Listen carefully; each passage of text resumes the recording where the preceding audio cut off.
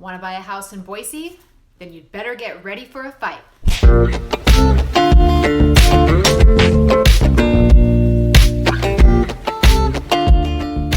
Welcome back to my channel. I'm Summer Aston, a realtor in the beautiful Boise, Idaho area with Summer Aston Real Estate Group at Silver Creek Realty Group. And you may have heard about all the crazy bidding wars going on in the housing market in the Boise area right now. Well, get on your fighting gear as I tell you how you're going to win the rounds of the Boise Bidding Battles. Okay, round one. We have offer number one at $500,000 that comes in with a strong pre-approval from a local lender. We have offer number two that comes in from somebody who just looked at their Zillow's estimate of what they think they can afford.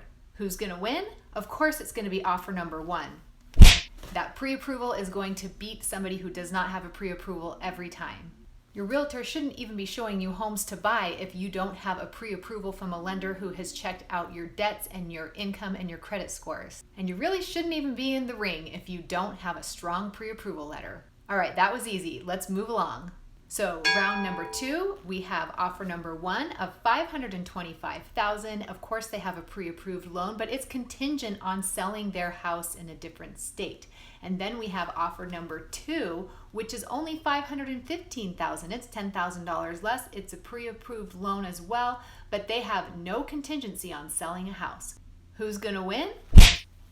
Offer number two, you got it, because they don't have the contingency to sell a home. It is very, very hard right now to get an offer accepted if you have a house to sell and that offer is contingent on selling your house, even if you have cash to offer after you sell your house.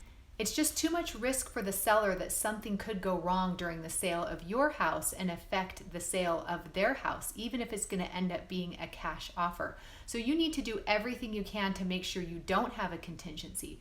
So you can look at other loan products. You can look at a recast loan. You maybe can get a HELOC, or you can sell your house and rent for a while. I know it's not fun, but it does come with some advantages, like having a little bit more time to find the home that you want, or maybe build if that's the way you choose to go.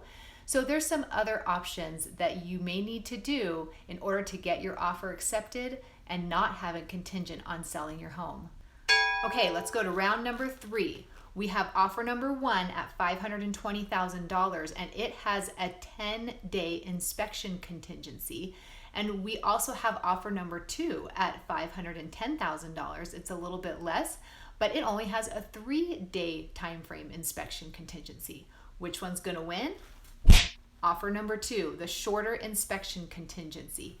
So sellers get concerned when they see a long time frame inspection contingency because people are often buying from out of state. In fact, most of our buyers are from out of state right now. And what happens is a lot of times you only see the house in videos that your realtor takes for you. And so sometimes they want a long inspection contingency so that they can come out and see the house in person and then maybe back out and get their earnest money back if they don't really like what they see. So sellers have caught on to that tactic and they want to avoid that at all costs.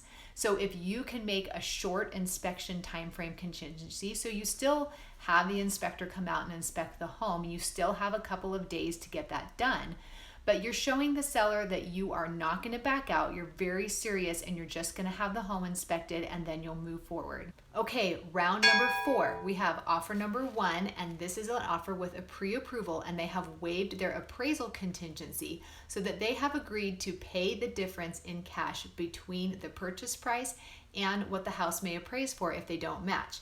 And we have offer number two, which is a cash offer, but it is contingent on selling their house. Which one's going to win? Now this one's a little tricky and it's going to depend on which one the seller thinks is riskier for them. But in general, I'm seeing that offer number one is the one that gets through because the sellers perceive that somebody who has a loan and has waived the appraisal contingency is less risky than somebody who still has a house to sell. Okay, and the final round, round number five, we have offer number one, it's $525,000 cash. And then we have offer number two. This is a financed offer and the buyers have made it as seller friendly as they can. Now watch out for that because then you lose a lot of buyer protection. But that's what these buyers chose to do. It is more money than the cash offer, but they have chosen to waive their inspection contingency. They waived their appraisal contingency, and they did everything they could to make the sellers happy with the closing date. Which offer is going to win? Well, you got it. It's going to be cash. So cash is still king, and cash almost always wins in the bidding war. And I say almost always because you never quite know what terms are going to work for the sellers, and we're going to talk about that in just a second. But every once in a while, the sellers may surprise you and choose a financed over a cash offer if it has better terms. So of course it gets more complicated than this because we don't just have 2 offers thrown into the ring. We oftentimes have more than that, maybe even up to 10 to 15 offers thrown into the ring.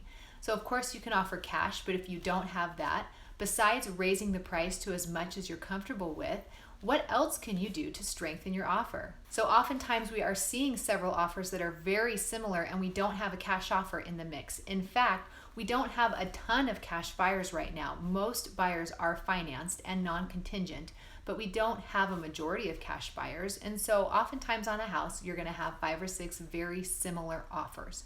So we need to look to those terms in the offer to strengthen your offer a little bit better. So some of those terms we look at is the inspection contingency, like I talked about a little bit earlier. Now, you can waive it altogether. I wouldn't suggest doing that. You lose a lot of buyer protection, but it is an option. Maybe the seller had a pre-inspection done and you're comfortable with that. You can waive it altogether, or you can just shorten it like we talked about to show the seller you're serious. The next thing we look at is the financing contingency. It's pretty common right now to waive the appraisal contingency altogether. Now that does take away some of your buyer protection, but if that's what you need to get the deal to go through and you feel confident that if you have to pay that extra $20,000 to $30,000 out of your pocket, then that is another option you can look into. Another thing we often do is we talk to the listing agent and find out what the sellers want. Oftentimes the sellers need to do a short rent back, or maybe they would like a delayed possession agreement so that they can stay in the house a few extra days before they move out. Maybe something like that is very important to the seller, and that will make your offer stand out over the others. You can look at the earnest money. Right now, the earnest money is about 1%, but you can give more earnest money to show that you're serious. And if you're very serious and confident that you feel like you're not going to back out, you can make your earnest money non-refundable, or maybe make your earnest money non-refundable after the inspection time frame. And speaking of that home inspection, you can also make that inspection so that it is for your knowledge only, indicating that you still have an ability to back out if it was really bad, but otherwise you're not going to ask the seller to do anything. You're just going to get it so you know what's going on in the house, and then you'll move forward. Any combination of these works as well. In fact, most offers we're seeing come in use almost all of these different things to try to strengthen the terms of their offer. But you always want to make sure you do what you feel best about and that what you are going to be happy with after you close on the home. You don't want to move into the home and regret anything that you did to get there. So let's talk about that personal letter. So that used to be something that was very common that buyers like to do. It still is actually something that buyers really like to do to strengthen their offer and help the seller know a little bit about them. So the National Association of Realtors has let us know that this is something that we really should not be doing because it does come really close to violating fair housing laws. We want to make sure that the sellers are basing their decision on the terms of the offer and not who is buying the house. And last but not least, you are going to be realistic and understand what is happening in our market right now and be open to the idea that you're really going to have to fight for that house that you want. You're going to stay positive and you're going to keep trying, even using all of the best fighting tactics that we have. You still may have to offer on several homes before you get the right one, but it's going to work out for you the right one at the right time. So there's some other techniques too that you can use to buy a house, like we can make sure that you're the first offer in on a house that comes back on the market. There's an agent on my team. She's awesome. Rachel, she just got 2 clients under contract this way in the most competitive price range that we had. They kept their eye open and they were the first offer in on a house that had just come back on the market. And then of course, there's always those homes that get a little bit overlooked because they're priced too high for somebody to come flip the house and they don't need that much work.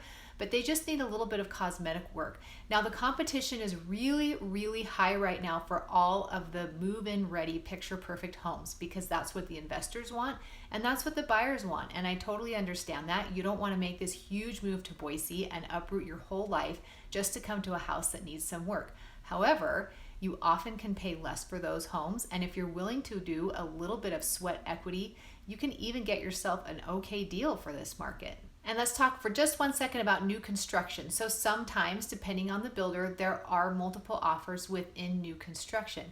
But oftentimes you can get into a new construction house and you have a lot more control over the situation. Yes, the builders are still really controlling the price and whether or not you can choose upgrades and the lot you can have, but at least you're not bidding against other people. So if you're willing to be patient and wait for that home to be built, many of those homes have a very long wait time right now, but if you're willing to wait for that, sometimes that's a really good way to get into a home without having a bidding war. So let's go over that. How are you going to win at the Boise Bidding Battles right now? You are going to get in the ring. You are going to get ready to fight that battle to get the house that you want in Boise with a positive attitude and determination that you're not going to give up. The right house is going to work out for you at the right time. And anything really good in life, it's worth fighting for. The team and I at Summer Aston Real Estate Group are happy to coach you to a win in the Boise Bidding Battle. If you want more information about living to Boise, you can go to my website and request a relocation guide that has lots of information that helps you get to know the area a little bit more with some maps and information about schools and hospitals too. And you can always reach out to the Summer Aston Real Estate Group at the website as well. Thank you so much for watching, and I'll see you in the ring.